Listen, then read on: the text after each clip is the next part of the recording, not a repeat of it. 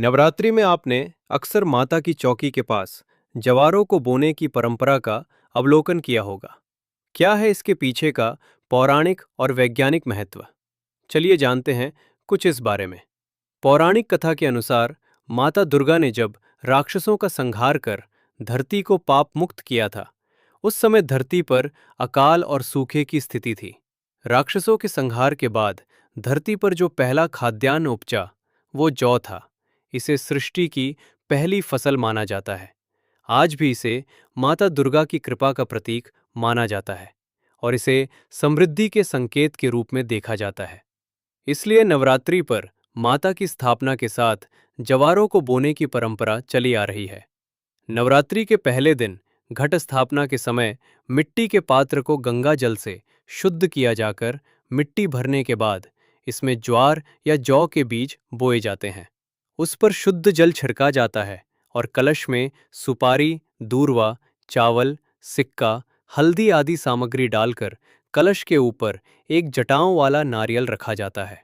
नवरात्रि के दौरान जवारे तेजी से बढ़ते हैं और हरे भरे होकर पूजा स्थल में सकारात्मक ऊर्जा का संचार करते हैं। जौ बोने की ये प्रथा हमें अपने अन्न और धान्य का सम्मान करना सिखाती है। जवारे सृष्टि की पहली फसल माने जाते हैं, इसलिए इन्हें देवी माँ को प्रसाद के रूप में अर्पित किया जाता है। इन्हें आज भी माता दुर्गा की कृपा का प्रतीक माना जाता है। जवारे उगने से संकेत मिलता है कि माँ दुर्गा की पूजा सफल है और उनका आशीर्वाद परिवार पर बना हुआ है। नवरात्रि के दौरान जवारों का तेजी से बढ़ना समृद्धि का प्रतीक माना जाता है। जवारों के रंग और वृद्धि से आने वाले वर्ष के लिए शुभ अशुभ संकेत जैसे पीलापन अशुभ, हरापन शुभ का अनुमान लगाया जाता है। वैज्ञानिक तौर पर देखें तो ये परंपरा अपनी मिट्टी की उपजाऊ क्षमता को जांचने का एक तरीका है। उगने वाले जवारों से मिट्टी की उपजाऊ क्षमता का पता लगाया जाता है।